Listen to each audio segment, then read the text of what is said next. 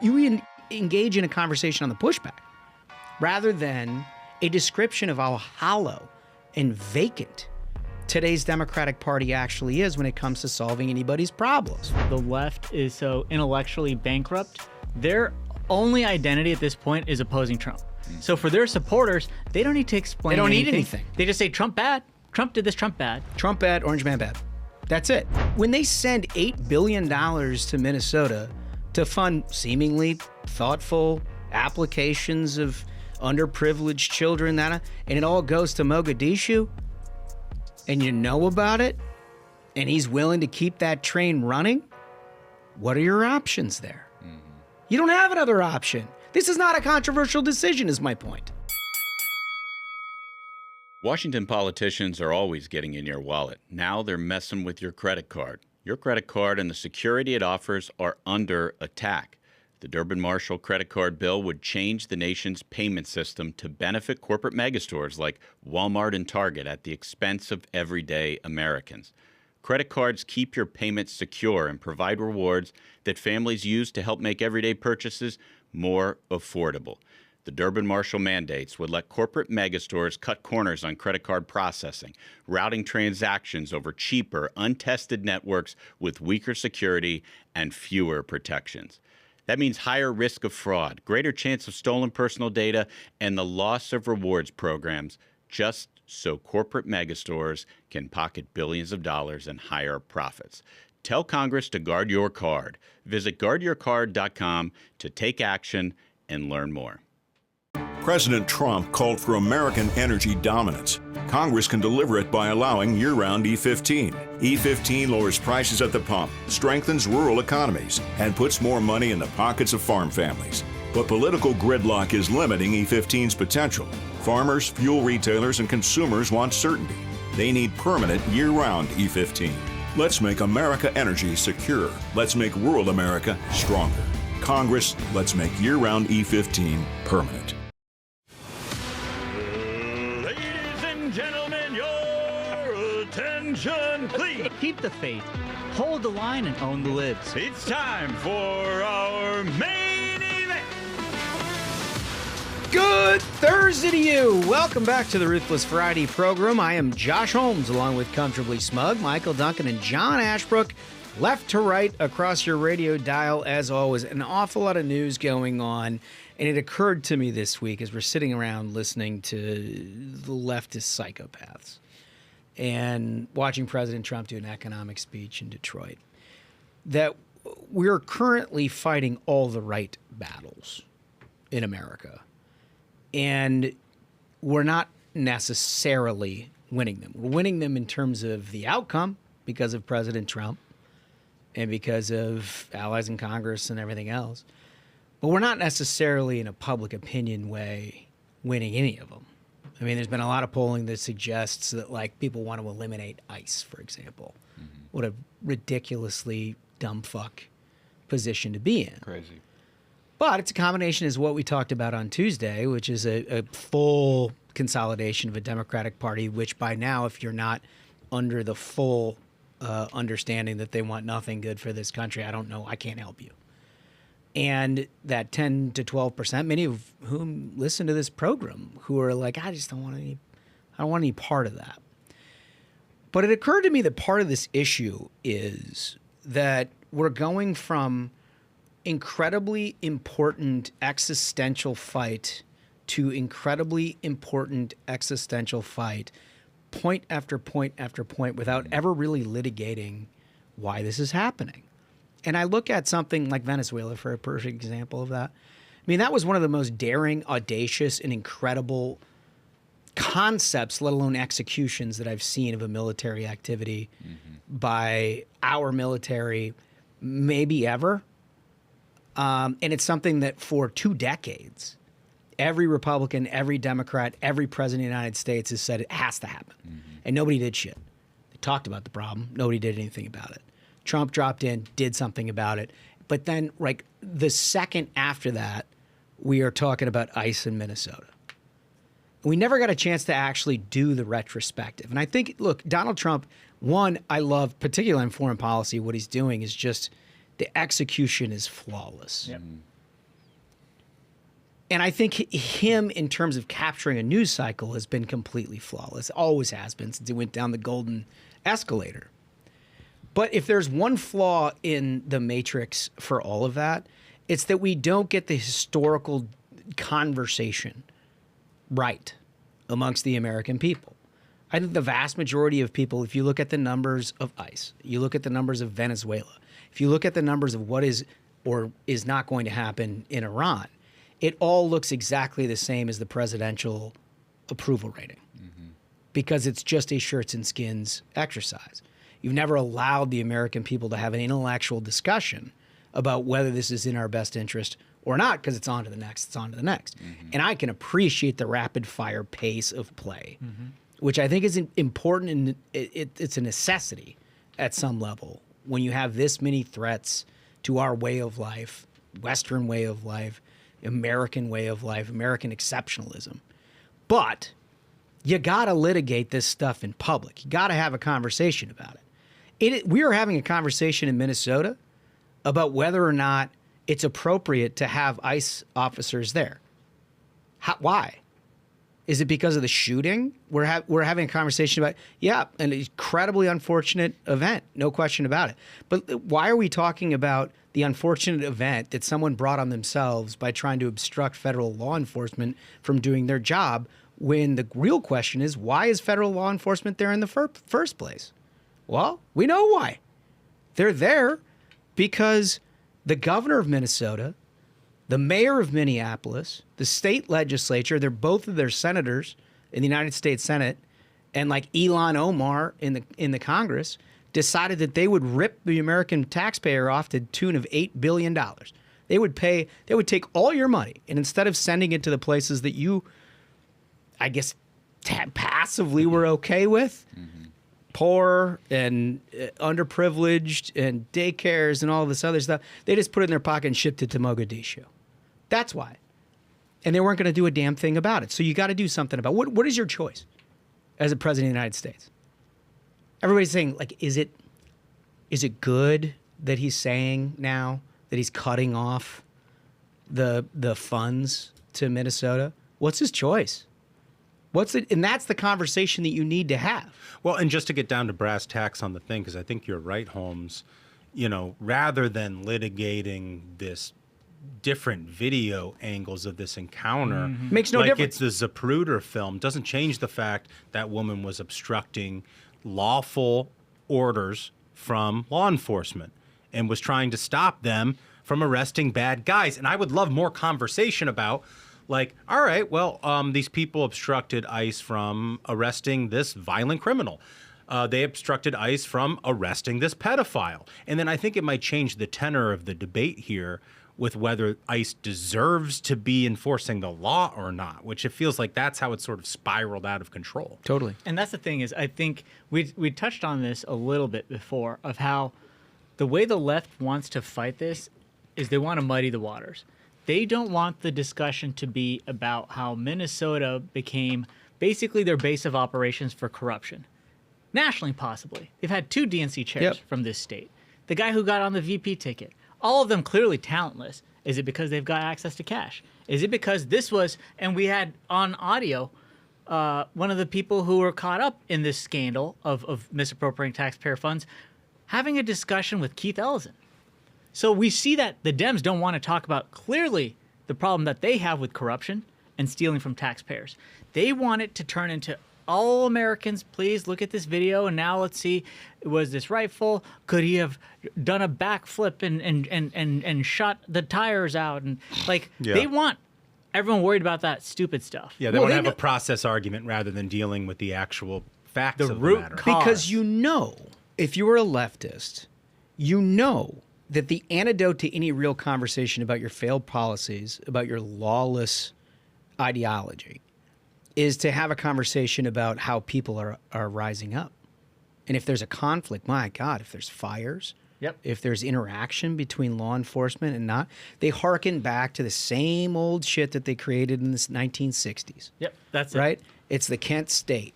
It's all of our views are worthwhile and probably the majority if you think about it, because there's evidence of pushback.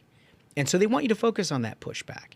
And thereby doing what they want overall by you neglecting, you engage in a conversation on the pushback rather than a description of how hollow and vacant today's Democratic Party actually is when it comes to solving anybody's problems. That's the thing. And that's why they use the term fascist and Nazi. Like you'll see on these videos of ICE officers like, you're all Nazi soldiers. You know that, right? The reason they want to call Trump a fascist and a Nazi is because they want their followers to just understand, dog whistle, you're fighting the bad man. Dog whistle, you're fighting the bad man.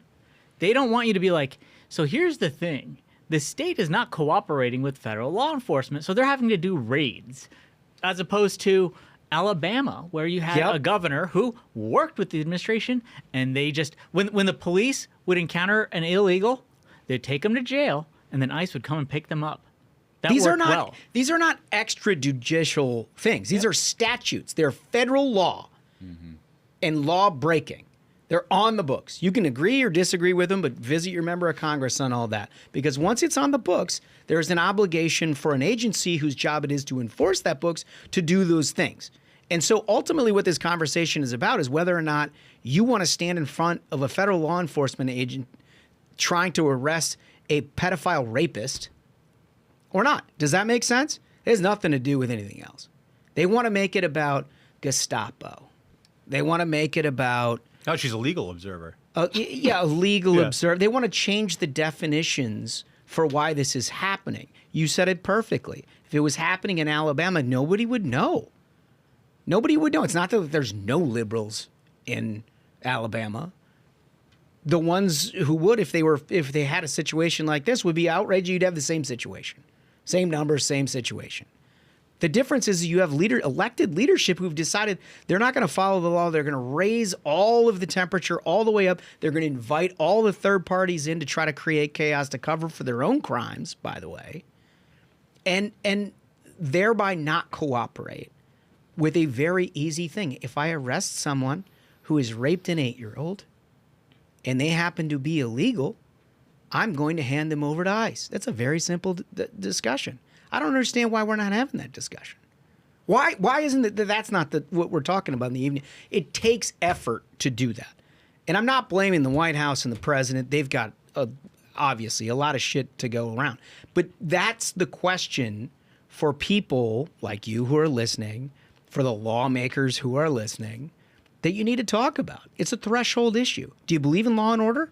Do you believe in this things that you took the oath of office to do?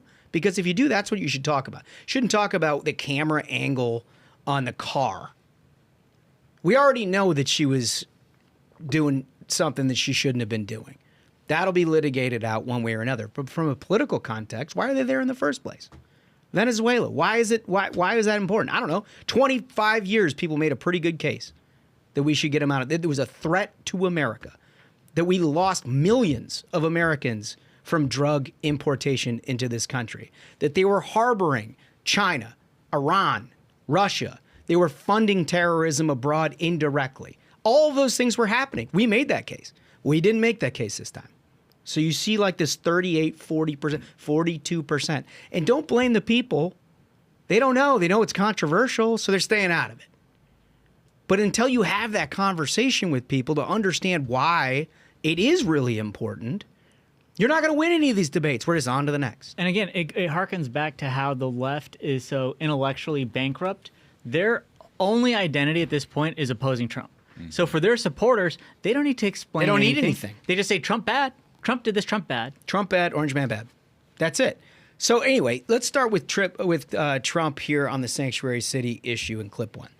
Additionally, starting February 1st, we're not making any payments to sanctuary cities or states having sanctuary cities because they do everything possible to protect criminals at the expense of American citizens, and it breeds fraud and crime and all of the other problems that come. So we're not making any payment to anybody that supports sanctuary cities. Perfect. So you can look at it through an ideological lens, which obviously we agree with, and I think most of you who are listening agree with it too. You may ask, like, how does that work over time and whatever, but intellectually speaking, that makes sense. The question I have is, what other choice would you want a responsible person to make in his shoes? That's the thing. This is the nice option. Yes. Because these states are essentially just an open insurrection. They're like, oh, we're not going to follow the law. Law, whatever you want. What are his options at that point? When Tim Walz makes the threat that I will, if need be, summon the National Guard to defend me from the federal authorities, what is he saying there? When he says we're at war with the federal government, what is he saying there? What are the options? When they send $8 billion to Minnesota to fund seemingly thoughtful applications of underprivileged children, and it all goes to Mogadishu, and you know about it, and he's willing to keep that train running, what are your options there? You don't have another option. This is not a controversial decision, is my point. But you were not, it's like, oh, I mean, even, dude, I was doing news last night, and everybody's like, I don't know, it's a big call. No, it's not. If you're running a business, and someone's like, yeah, I'm going to steal every dollar that you send me, and you're like, well, Guess I'll keep paying these invoices. Yeah, I guess, yeah, here you go. Nobody would ever do that. That's his job. That's his fucking job. Yep. That's the job of the federal government and the President of the United States. All right, clip 2. Instead of helping the law enforcement, Democrats wanted to fund ICE. This is their response to all of this. Clip 2. And so today, I am glad to announce that the Congressional Progressive Caucus has adopted an official position to hold ICE accountable. Whoa. Oh, that's so members will important. oppose all funding for immigration enforcement in any appropriation bills until meaningful reforms are enacted to end militarized policing practices. Why is immigration enforcement the law that she cares so much about? Exactly. Question, right? Why? I mean, Lives in Minnesota. Not a lot of people from Ontario pouring over the border. right. All kinds of questions about her connections to the Somalis who are in Minnesota, who are stealing money from taxpayers.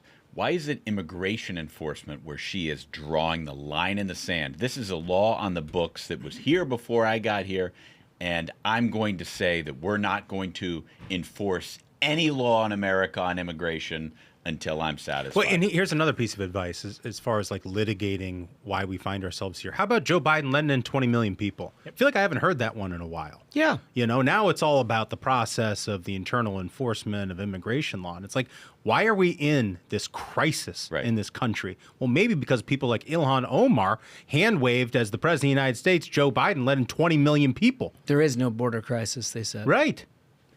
They did it. They did it deliberately. And now you know why. The dollars are out of your pocket. Yep. And, look, it's not irrelevant that they also always want to raise your taxes. Why? More dollars, more availability to all of this, which we've come to find out is a finance circle that goes back and run the Democratic Party. Why aren't you having that conversation? You know, I mean, this is. Can you imagine? Can you imagine like any sane person? And the wild thing is the way that the mainstream media is so willing to accept the left's race to push the Overton window as far as possible. Someone uploaded this clip on X recently of in early 2016, spring of 2016, CNN followed along ICE for a day of enforcement in Chicago, and they're like, these people do the hard work. It's dangerous. They're finding criminals. Yeah, they're no, it was an amazing clip. And then that's the story. And here we are, less than 10 years later, barely 10 years, and the mainstream media is pushing this narrative that ICE or Gestapo, and they're giving a platform to people like that. I'm glad you mentioned that. I have a great Demerjourno game for you guys on Fun Time Friday on that topic. Nice. Good tease. Good tease. I Solid love tease. that. I love that. All right, so most of what they're doing is complete make-believe. Rarely does it get called out on CNN. Check out clip 3. I've read both the Minnesota and Illinois lawsuits. They're really political diatribes masquerading as lawsuits. If you look at what both states are asking the courts to do, it's to kick ICE out of those states and cities and to bar ICE from carrying on federal law enforcement in Illinois and Minnesota. That's the top thing both states asked to do, and they cite zero precedent for that. There is zero precedent for that. There is no way a judge can say, you, federal law enforcement agency, you are not allowed to execute federal law in a certain state or city. Dude, it is just wild that Minnesota is like, federal law enforcement isn't allowed here, but the pedophile murdering illegal aliens are. Can I say something? Protect our neighbors. Our neighbors. Just our neighbors. Just a That's neighbor what Tim Walz says. happens to be raping our 8-year-olds. The fucking gall of this guy to get there in front of a bank of video cameras and be like, well, people are just out there protecting their neighbors. So two things. First, yes, it is shocking that CNN is willing to let someone on who's like, well, facts are this is a crazy case. How are you going to sue the federal government for doing their job?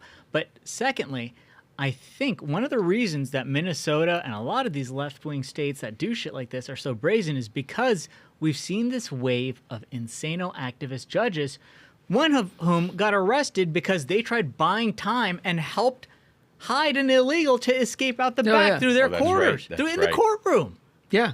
No, they think that they're at least going to get a due process that takes a year and a half. So, like, they know that they have a bunch of these allies in the courts who are just straight-up activists. So they're like, we can file whatever nonsense we have and roll the dice and try to shop for one of these judges. It's awful. It's unbelievable. We're fighting the right fights. We got to take time to make the right arguments because there's a lot of people who agree with us who are not getting it. And they're never going to get it from the mainstream media. We already know that. But you got to take the time to make the argument. Can't be on to the next. Can't be on to the next. Mm-hmm. We got to keep doing it.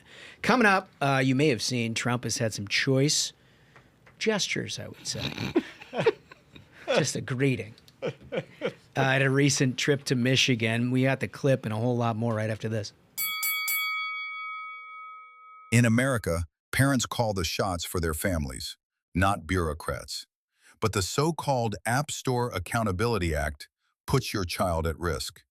This bill requires app stores to collect children's sensitive personal data while taking away power from parents over how their child's data is handled by tech companies.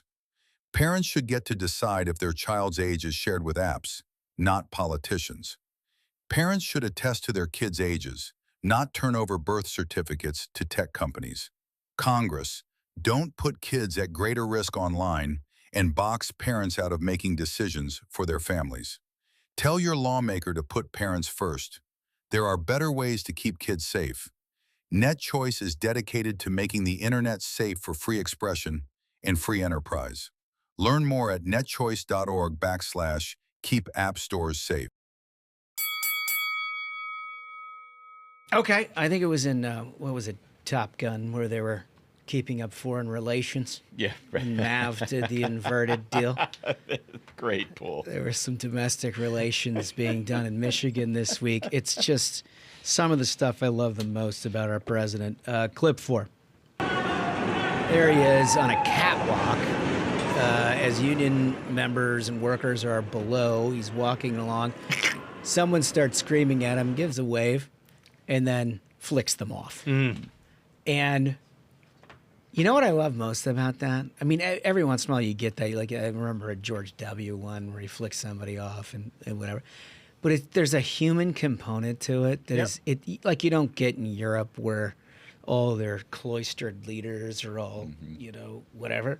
I mean, someone's like telling him to F off, and he's like, fuck me, fuck you.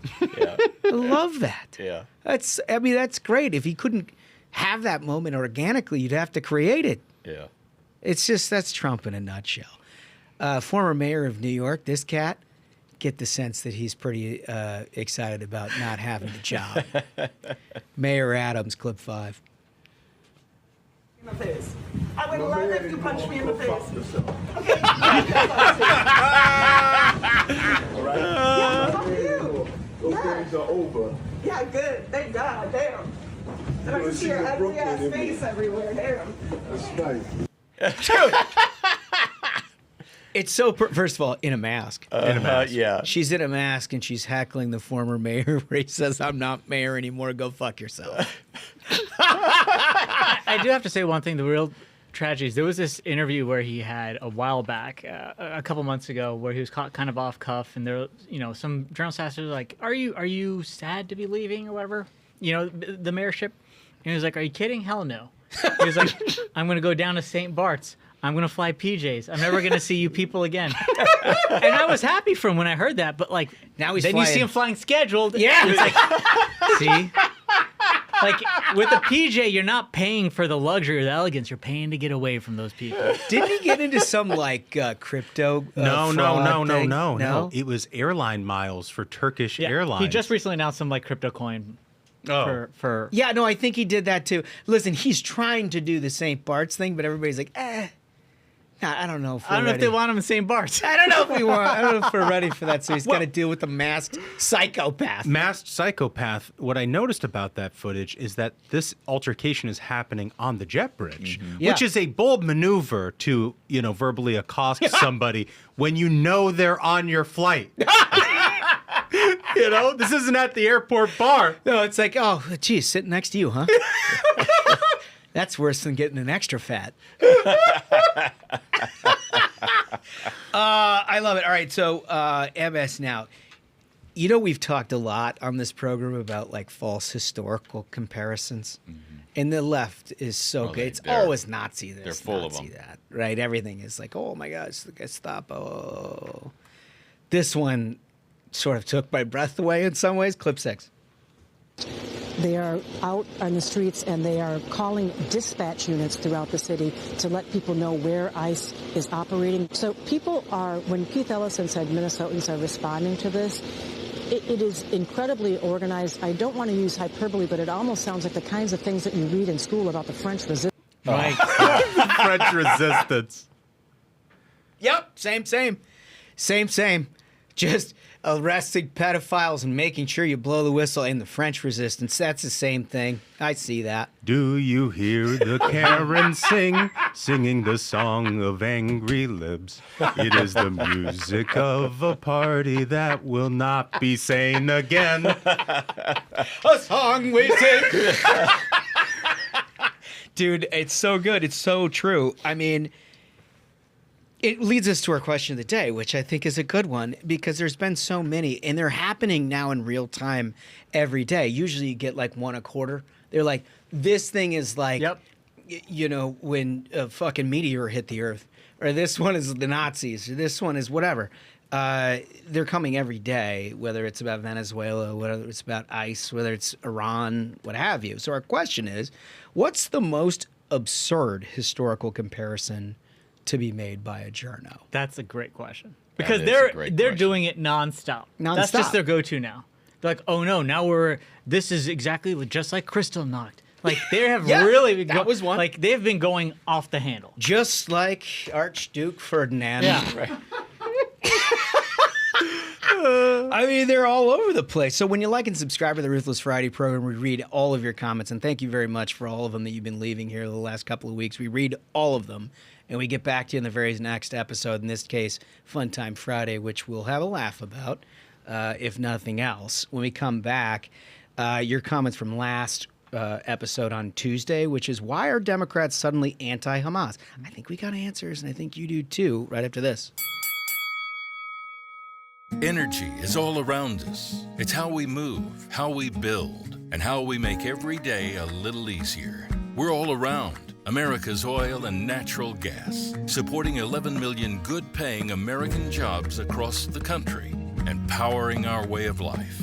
But energy demand is growing and fast. That's why we need to overhaul our broken permitting process to unleash America's abundant natural resources, strengthen national security, and create a future where American energy leads the world. What America builds today will help secure a more affordable, more reliable future with enough energy to go around for generations to come. Our country can't wait. We must pass permitting reform now to help secure American energy dominance. Because when America builds, America wins. America's oil and natural gas. Paid for by the American Petroleum Institute. Okay, so you recall on Tuesday, we were talking through how the Democrats had changed their talking points a touch. They went from being pro-Hamas to very concerned about anti-Semitism in a drop of an eye. Sure enough, within 24 hours, there was like 3 corporate media pieces, New York Times and others, that were directly confronting President Trump as if he had any open area in this space to say, well, does anti-Semitism have any place in MAGA? Like, it's been well established. He's spoken to this. I mean, he has a Jewish daughter, for Christ's sakes. Like, what are we talking about here? But you can see the turn, which is interesting to us. So we asked you, the listener, when you like and subscribe to the Ruthless Variety program, why do you think they are suddenly anti-Hamas? Your comments. To do that, we always start with a voice. Okay, first one comes from Rocket Scientist. Rocket Scientist writes, Dems are denouncing anti-Semitism because Iran's Islamist regime will fall, which will mean that sanctions will get lifted, money will start flowing into the U.S., Iranian donors will get unlocked from a wealth standpoint, and they want that money and want those votes. Pandering freaks be leering. The loophole continues. Amazing. That's the Rocket Scientist. You know, it's not all wrong there. I mean, if you were to take the infrastructure that's provided by Iranian proxies to the propaganda machine that is the pro-Hamas constituency, that constituency fades. No question about it. Good question. Good comment. Dunks Runks. This is from Aaron A. Aaron writes, the Dems are preparing for the midterms. Mamdani won by getting only 20% of registered voters in NYC. That math will not carry districts and statewide contests as an anti-Israel Mamdani poster child party. Trying to head off the Mamdani stuff at the pass. Interesting. Comment 3, Smugs. Comment 3 is from Michael Ross. Michael Ross writes, the Dems are feigning not to be pro-Hamas only because Hamas lost the fight. What it doesn't mean is that they are now pro-Israel or pro-Jewish. Their anti-Semitism is merely hibernating and will merge with smug bears in the spring. That is good. That is good. What a great comment. Michael Ross. Smug's bear. And if you see one of these bears, feel free to shoot it and send the pelt my way. Thank you so much. That was a good comment. The pelt. Just like it's just a small thing. I want that rug. It's like it's a rabbit foot. Yeah, you need that rug. They're like $30,000 taxidermy. Yeah. Just send it over. Send it. Roll it up. I'll appreciate that. Send it up and I'll appreciate it. Listen, it's Thursday. And when it's Thursday, we play our signature game here on the Ruthless Variety program, King of the Hill. I believe I'm a back-to-back champion. I've had quite a run. You're kind of on a heater. I am a little bit. And Smug is our challenger? I am, and I'm bringing Joe Scarborough. Ooh, that's a tough matchup. I got Steve Schmidt. He's the reigning champ. And I am Judge and Jerry. You're bailiff, right? Sounds right. Let's go ringside. Ladies and gentlemen, your attention, please. It's time for King of the Hill. In the red corner, fighting from the Florida Panhandle, Joltin' Joe Scarborough. And now, in the blue corner, fighting from a deck in Utah, and current champion of the world, the old fat man, Steve Schmidt. I want to keep winning just so I keep getting the old fat man. It's good the first time every time. It's good the first time. It's what it feels like. All right, so the champion goes first. I do have to warn you. This is a better one than has been played in a long time. Okay. I'm going to start out with a nuclear explosion. Exhibit 7, if you don't mind. Renee Good lived an important life. She died an American death, murdered in cold blood by Trump's Gestapo, attaching a photo of Jackie Robinson's grave. What the hell? Oh, my. Was that photo really necessary? Jackie Robinson, dude. Jackie Robinson. Just process this. There's just nothing sacred to these people. Was there a link to the Substack on that? Oh, yeah, no, yeah. He always links to the Substack and wants you to convert on all of that. You know, I think I can actually easily beat that. Wow. There's no way you Scarborough, wow. I warned Wolf early this week that Scarborough is really deranged, and it's because of stuff like this. Exhibit 11, please. Joe Scarborough is here saying that Donald Trump said on Friday he will attack Iran if they start killing protesters. Should he not at least fire Kristi Noem for ISIS killing of American protesters? Including an image of the freedom fighters in Iran. It's incredible. Drawing the parallel. I see it. It's a powerful parallel. It's just not as powerful a parallel as Jackie Robinson. It's just apropos of nothing. Dude, Jackie Robinson and Renee Good. Look, I don't want to give him money for his Substack, but I'm really curious, like how he worked that works those together. Yeah. Transitions aren't the easiest thing to write. Yeah. Same. I'm hard interested. pivot. You don't see the similarities, Michael? No. Smug round 2. Okay, I will start with Exhibit 10, please. This is Joe, again, taking the side of the deranged lunatics in Minnesota, saying, we have whistles, they have guns. Jesus, dude. It's Scarborough. Well, they also have Honda pilots. Oh. Oh, my God. Oh, the judge from the bench. From the bench. Raising the gavel high. Maybe disbarred for that. But... I'm going to go ahead and end this thing early. Why don't we toss up Exhibit 2, please? Goebbels explained to the world why the Nazis hated the Jews. It's a perfect window. That's a perfect window, fellas. Perfect window into why MAGA hates the Somalis and why J.D. Vance smeared Haitian immigrants in a peaceful Ohio town as, quote, eating pets, unquote, which was a pristine example of Nazi calumny. Wow. Do you want me to even... Why don't I just leave it? I mean, maybe J.D. Vance was confused. Maybe he just thought they were eating Skyline chili. And gets a buzz at Cincinnati. I'm starting to think we might have to retire his jersey. I know, dude. He's gotten into the Sherry Masheri territory. Yeah, usually this was rarefied air that was only Sherry Jacobus and Jen Rubin.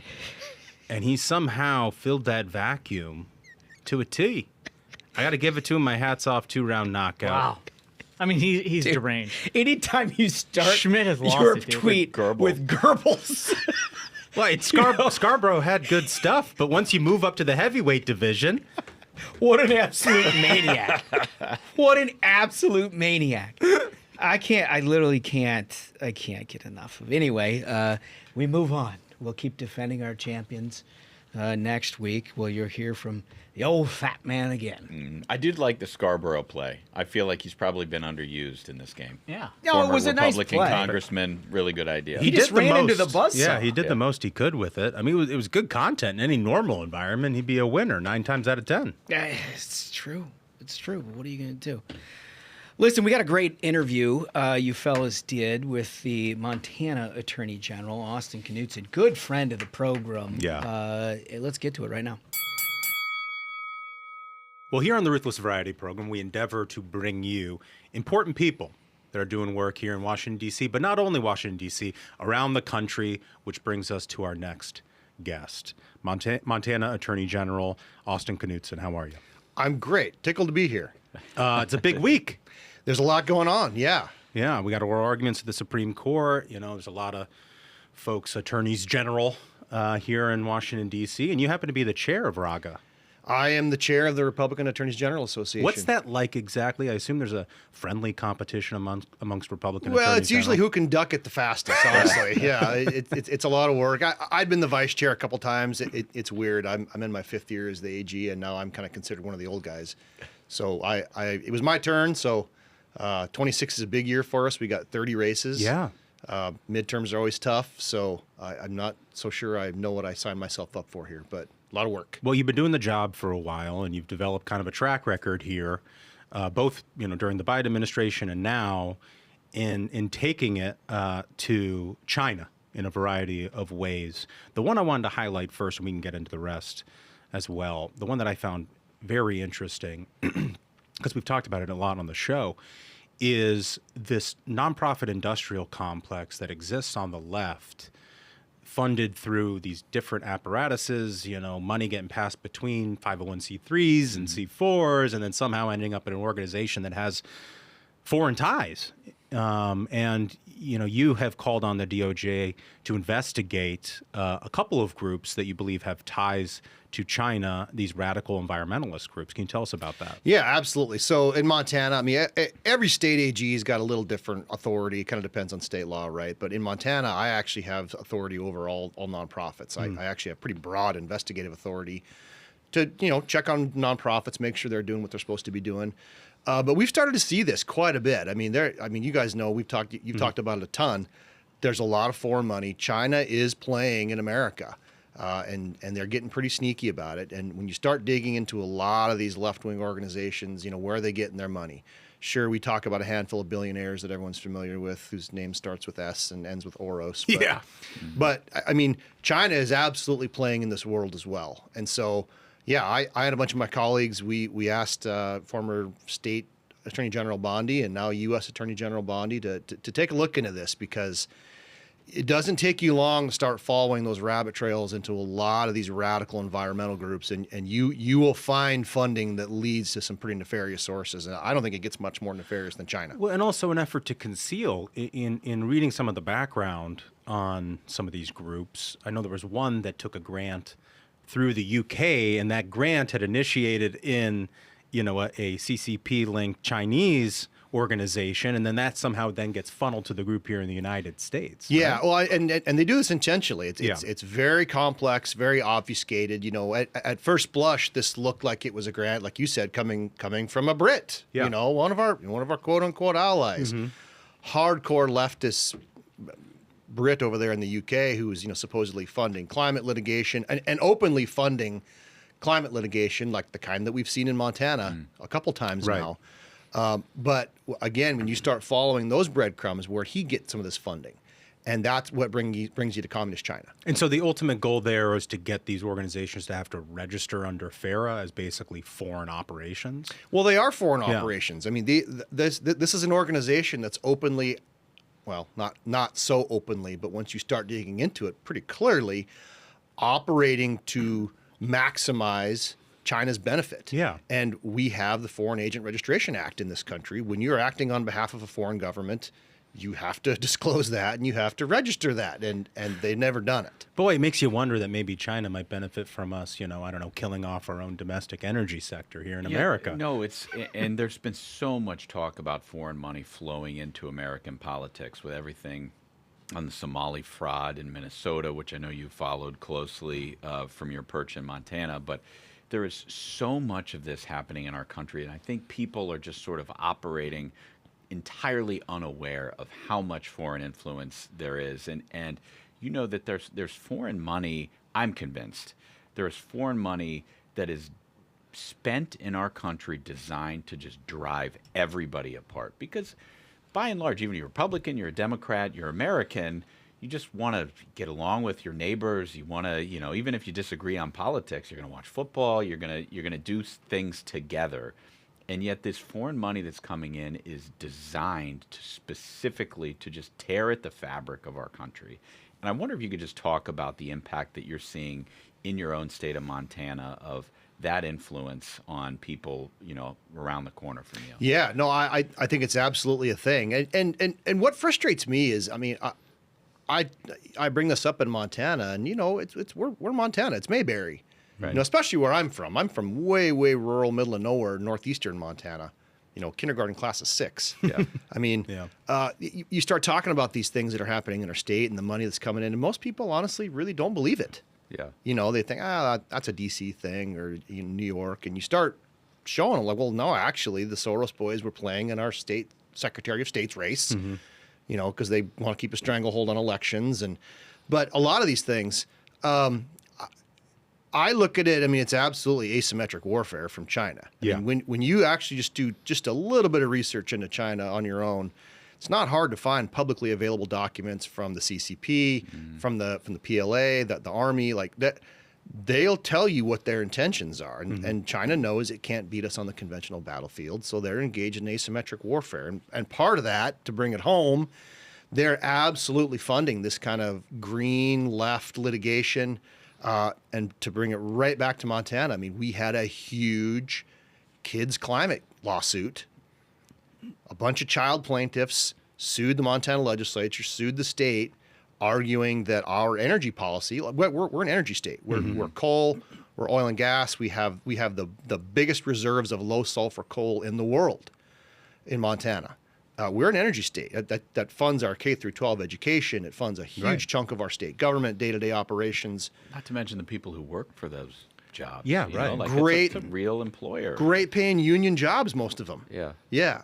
A bunch of coal mines. I mean, that's about the only mining that we're still doing in Montana. But this climate lawsuit, I mean, it was a bunch of child plaintiffs that can't establish standing. They can't establish that they're harmed. It's all esoteric. You know, my family's third vacation home at Big Sky didn't have enough snow last year, so I'm pretty sure climate change is real. I feel it in my heart. And they got in front of a bleeding heart liberal judge. For whatever reason, my predecessor waived jury trial. Yeah, that kind of put me in a bad position. But this was one of the few cases in the country where they had tried this, and it actually worked in Montana. I mean, they got a favorable ruling from our district judge, and it went to our state Supreme Court, and they upheld it. Wow. Now, we're still not quite sure what the effects of this is, because our state Supreme Court, I mean, even they, as left as they are, they recognize that they didn't have the authority to direct the legislature. You shall change the state energy policy. That wouldn't have gone well with the legislature. But they stopped just short of it. But now we're in a situation where every building permit, every gravel pit, subdivision, stormwater review, exactly what I said was going to happen is happening. We're now getting sued every time one of those permits is issued because we didn't adequately assess man-made global climate change. Yeah, they want to kill the industry by 1,000 absolutely. cuts. Yeah. And that brings it right back to China. That's who we were pretty sure funded some of this litigation. You're also investigating Temu, I know, about its business practices. Can you tell us a little bit about that? Well, aside from churning out, second-rate minority leaders here. Yeah. Good callback. Yeah. Good callback. I like it. I'm a regular. Look, Temu's a shady operation. I mean, they're using slave labor. Yeah. It's religious genocide in China, and they're not doing good things. They're putting out garbage products in the U.S. at cut rate, and they're using slave labor to do it. So. I don't know why we would give them the foothold in this country to bring those products in and compete with American companies that aren't doing that. Right. We've investigated them in Montana. We're asking DOJ here to investigate them on a larger scale. Obviously, the president's been pretty hawkish on that stuff too. But this is a problem. Yeah, I know you're also, just to shift gears here, I know you're also doing a lot of work on Second Amendment and protecting the rights of people in Montana. And really, it starts in Montana, but it's really the rights of everybody in our country on the Second Amendment. I wonder if you could talk a little bit about the stuff you're doing on the Second Amendment. Yeah, well, that's one that means a lot to me. I mean, the Second Amendment is one that I don't just give lip service to. My wife and I are big shooters. We're competitive shooters. We're friends with competitive shooters. We hunt. I was... If anybody on your audience knows who Jerry Miculek is, if you're a shooter, you know who Jerry Miculek is. Jerry's a good friend of mine. We hunt several times a year together, and he comes to Montana. I mean, we're gun people. So this is one that really I keep a close eye on. I mean, especially in the Obama years, but then again during Joe Biden. I mean, good heavens, we couldn't go a week without the ATF under Joe Biden putting out some crazy rule that they had promised they weren't going to do, whether it was on pistol braces or, go down the list. There were binary triggers. There was a ton of them. Magazine capacity. I mean, we're constantly fighting California. We're constantly fighting Hawaii in my office, and I get asked that a lot. Why are you leading an amicus brief effort in a case out of Hawaii? Well, we're in the Ninth Circuit. I mean, the Ninth Circuit's pretty terrible. Yeah. Right. Yeah. I mean, they've got Judge Van Dyke on there, who's a gun guy and a former Montana Solicitor General, and I know Judge Van Dyke, and he's the real deal. But man, every time he and two others, that if they get lucky and issue a 3-judge opinion that's pro Second Amendment, I mean, you can almost set your watch. The Ninth is gonna come in en banc, and flip that over. Yeah. So, I mean, we in Montana, we try really hard to stay on top of the Second Amendment stuff, be a leader in that space. Certainly, there's a couple of my colleagues who are really great at that too. J.B. McCuskey out of West Virginia. He's a newer AG, but he's doing great stuff on the Second Amendment. We had him here on the program. Yeah, JB's great. Brenna Bird out of Iowa. Brenna's fantastic. Farm girl. She and her husband are hunters, shooters. Yeah, we met her at the Iowa State Fair. She's awesome. She's a rock star. Yeah. We got to get her reelected in Iowa. That's going to be one of our big target races for 26. But I'm glad to hear that. yeah, I mean, the Second Amendment is one that we pay really close attention to. I'll be at SHOT Show for most of the SHOT Show. Oh, yeah. Nice. Been doing that for years, Yeah. and it's kind of fun now to not have to sneak in. You know, I actually they let me in. Yeah, now. there you go. Yeah, it's kind of cool. But So obviously, you're very passionate about the Second Amendment, and you're working on a ton of stuff. I'm curious, what got you interested in being involved in politics like this? oh man, that's a great question. Accident. I mean, I'm a farm and ranch kid from. I mean, I told you, middle of nowhere, Yeah. guys. I'm actually from probably closer to where Holmes is from than anywhere. Oh, wow. I'm from extreme eastern Montana. I mean, from our ranch, North Dakota was less than 10 miles away. Wow. So, I mean, we used to go to Minneapolis quite a bit, but super rural. I mean, I didn't grow up talking about politics. We were talking cows and combines and getting the crop in and fixing fence. Work to be done. I'm still not quite sure how. Probably college, I think.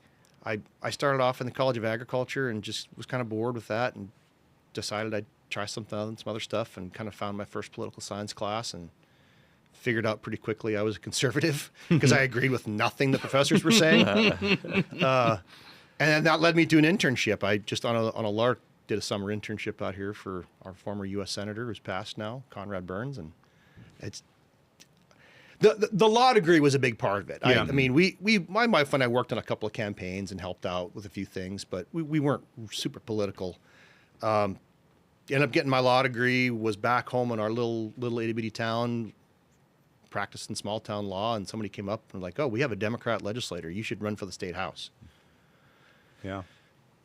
And I think I was 28 or 29 at the time, and I said no for a long time and thinking somebody else would do it, and nobody else did. So that's what got me in. I ran for state legislature. Yeah. Oh, glad you did it. Look, we always ask 3 questions to every guest here on the Ruthless Variety program. As an avid listener, I'm sure you know what's coming next. But if you could plan your last meal on Earth, what would it be? This is an easy one. My answer hasn't changed from a couple years ago.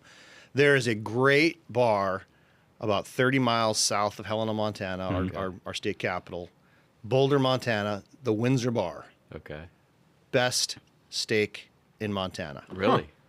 That's saying a lot. Yep. Shout out to the Giulio family if they're listening. They're the owners, mayor, all the things. But giant rib steak, guys. I'm telling you, if I can ever get you up there, that's where I'm taking you. I would love that. Yeah. I'm sure it's so fresh. It's a hole in the wall bar, but it's local beef. They cook it right there on the bar in front of you. It's as big as your head, and it's about an inch and a half thick. I mean, it's fantastic rib steak. So that's the final meal. That's good. That's good. I like that. Well, if you didn't do everything that you've done in politics and now as AG, if you could blue sky the whole thing and pick a second profession, what would it be? Yeah, you know, I would probably at this point try to be in the firearms world somewhere. You know, I used to think maybe I'd like to try to be a competitive shooter. I pull a lot of triggers, and I decided that's probably a better hobby. But yeah, I'd love to be in the firearms world somewhere. You know, whether that's on a board or trying to run a company, come up with something, manufacture something. I think that's just a really fascinating space. Got a lot of good friends in there, and yeah, that's where I think I'd like to be. So for the competitive shooting, what sort of handgun are you using? Is it like a plink? Is it like a 22? What do you use for that? I mean, it's a toolbox, Michael. Okay. Put in whatever. No, I mean, I've got probably just about everything that's out there. I've at least tried. Yeah. I maybe don't own it at this point. Right now, I'm running a CZ Shadow 2 for competitive shooting. That's a pretty high-end 9mm competition pistol. But wow. I mean, well, that set you back. pretty bent. Let's just They're say not giving them away. we'll just say I bought it used. You got to save up. Yeah. Hey, before you get to the third question, can I ask question 2A? This is a question we have not asked on the show for quite some time, but we got a guy from Montana. And Yeah. Gary's talked a lot about shooting. I think but it's I'm perfect. very interested in the biggest animal you feel like you could take with your bare hands. With my bare hands, I mean, oh, wow. I've actually been around enough of those animals. I don't know if it could be done. I mean, I think if you got in a tangle with a mountain lion, like if you were really lucky, there was a guy in California that did it. Yeah. Who just was hiking. But I mean, I think if you got the right skinny, hungry mountain lion and jammed your fingers in his eyes and maybe got, I don't know, got side control. Yeah. You know, Hey, sleeper hold. I don't know. You got to work around the claws. That's tough. That'd be a tough one. Lot of claws and teeth on them critters. Oh, I don't yeah. I don't think I could probably tangle with a badger, honestly. So Yeah, probably well, those are vicious. They're pretty vicious. We have a lot of those, and I've seen them in action. So Mountain lion's pretty good. I mean, I feel didn't like say I could. I want to be really clear to your audience. I could not take a mountain lion. There's no way. I'd shoot it before it ever got that close. You know what I find is the people who grew up around animals tend to be more humble about who they. Exactly. You know what I mean? Because Exactly. they're speaking from experience. I've been eaten by a few cows in my time. Yeah. So last question, obviously, a very important philosophical question. You know, we think everyone in life is motivated by one of two things: the thrill of victory or agony of defeat. Michael Jordan being the ultimate agony of defeat guy. He celebrates his victories for 2 seconds, and he has to invent slights in order to motivate him to succeed. Carries it around like a backpack. The optimist, the glass half full, thrill of victory is like a Phil Mickelson. You know, he hits the 280-yard 2-iron over water because he can do it. Where on that sort of spectrum do you find yourself? It's such a great question, guys. I think you definitely have to put me in the agony of defeat column, and I'll couch that just because. And we talked about this a couple of years ago when I was on. I think my answer is the same.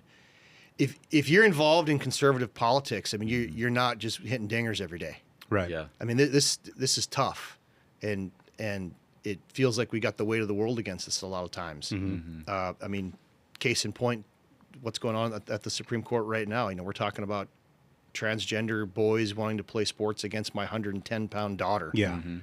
As a 14-year-old, like this is what we're talking about in America these days. This is insanity. So, but it's just that stuff all the time, and we feel the left pushing and pushing and pushing. So, just in my experience as a legislative leader, getting my teeth kicked in a bunch of times, but that tempers you, right? Like you learn from that. Yeah, absolutely. You have to, and if anything, I think it's made me probably more aggressive as an attorney general, just having those W's, the handful of W's, but also a lot of losses in the other column that have shaped who I am and kind of how I proceed at things. So yeah, I mean, I hate to say it, but I think it's an experienced agony of defeat. Yeah, you got to carry those losses around and chip on your shoulder. We're Midwesterners, so we know all about that. Yeah. I mean, the Montana State Bobcats won the FCS, but no big deal. Yeah.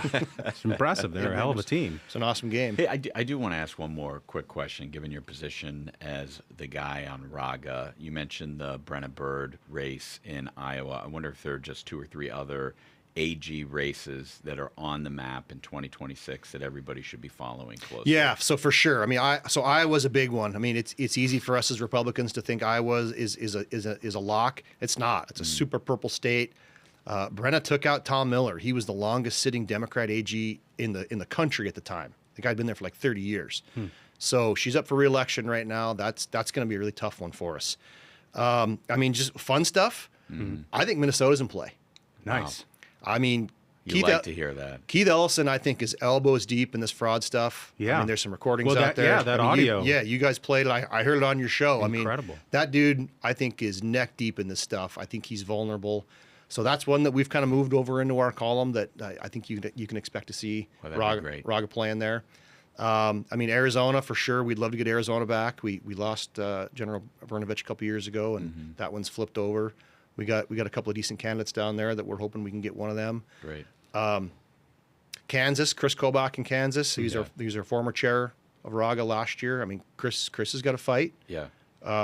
Georgia's a tough one for us always. I mean, whether it's in the governor's race or the AG's race, that's one that we gotta keep on our side of the ledger. So there's a handful, but I mean the wild card, I think the fun one, especially for you guys in your audience, is Minnesota.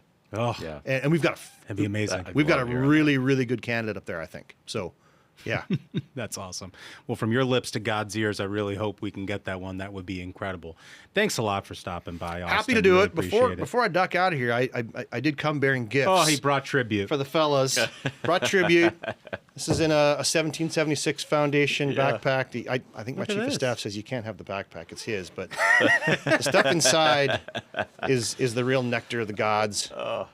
Look at this. That's the General's Reserve. Oh, man. So that's from Willie's Distillery in Ennis, Montana. Beautiful. Willie is a former Special Forces guy. He hires nothing but veterans. Oh, nice. One of our great brewmeisters in Montana, great distillers. Yeah. That's awesome. And I got a handful of the General's glasses for you fellas. Yeah. There we go. Got to keep you all liquored up on the show. You know, I can tell you listen to the show because you know to bribe us with whiskey and bourbon. Got one for all the fellas. So, check that out. Guys, thanks for all you do. I mean, you guys are crushing it on the show. Appreciate it. Keep doing what you're doing. Keep people informed. Yeah, well, keep us updated on what you're working on, and we can have you back anytime. If people want to learn more about what you're doing and want to follow everything up to the minute, where do they go? So our DOJ website in Montana is probably the easiest. It's dojmt.gov. dojmt.gov. Our comms team does a great job keeping stuff up there. I mean, we're on social media, obviously.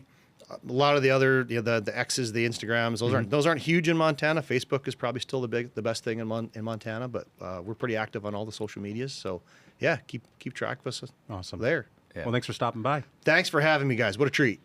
Thank you. Appreciate it. Look, he is such a good guy, and what I cannot wait to do is take him up on his offer to go to Montana and have that gigantic ribeye steak at that place he was talking about and go shoot things out on that ranch. I mean, he makes a persuasive case, doesn't he? Montana seems like heaven. Yeah. It does. Why wouldn't you want to spend all your time there? I know. Good guy. Yeah. Another perfect example of just like an awesome state-based, like Republican bench. Smart people, good people, in it for the right reasons, doing important work. Well, and it's an important reminder to everybody who listens to this or watches this. You know, we talk a lot about D.C., but there's people out there in the States who are fighting every single day on stuff that really, really matters. Everything he was talking about with China and all this foreign influence and these radical environmental groups, like guys like him are getting to the bottom of it. And like, that's very valuable. They are. And if you want a one-to-one example, look, the guy that's got the same job, Keith Ellison in Minnesota, it can go the other way. Mm-hmm. You don't pay attention to that stuff, it can go the other. Next thing you know, you're like funding terror in Mogadishu. Mm-hmm. You wouldn't think that, right? I mean, because they don't get all the publicity, but that is the real. Mm-hmm. And that's what he's talking about. He's a real bulwark in terms of protecting citizenry from dumbassery of the left. Love every second of that. Listen, I got one more clip. I wish I could say this one's for my kids. Let's go. This was a huge letdown. This was my Christmas present, and I got a loss. Oh, no. This is an Eagles fan, this kid after the game. Yeah, probably. I'm feeling two of two things. A, I want A.J. Brown packing his bags, and I want him somewhere else that is not here. I love you, A.J., but, like, you can't make those drops in that game. And I also want Kevin Patullo flipping burgers at, like, the local McDonald's. And I don't care. Why do you say that? Whenever he's an offensive coordinator, it's like he's flipping burgers. One side, he's cooking. One half he's cooking, and the other half is completely raw. And he got his wish. The kid got his wish. The guy, he's a poet. Yeah. The kid is remarkably well-spoken for a Philadelphia Eagles. He's like a 45-year-old man in an 8-year-old's body. It's incredible. Totally. He's punching the time card when he gets done with this situation. I want you to know I did put my J.J. McCarthy jersey out for my kids that I got them for Christmas. I'm fighting an uphill battle. It's been well documented in the Ruthless Friday program. But after the Eagles lost, I just reminded them there's another way. You can come to the dark side. There's another way. You can have more misery. Yeah. You just tasted what a loss is like. How about it nonstop? You're like the clown in It in the sewer. Like, come on down here. At least the expectations are appropriate. Yeah. You know? I don't know. That's all I got. Listen, fellas, hell of a show. Loved every second of it. Like and subscribe to the Ruthless Friday program. We read all of your comments to the question of the day. Today's question was, what is the most absurd historical comparison that a journo has made about our current situation? You got a lot to choose from. Like and subscribe. And with that, I think we did it. I think so. Absolute banger of an episode. Gentlemen, thank you so much, Montana AG, Oz, and Knudsen. And thank you to the listeners. Remember, if you have not yet, go to the YouTube, hit that subscribe because it's more fun in video. So until next time, minions, keep the faith, hold the line, and own the libs. We'll see you on Friday. Stay ruthless.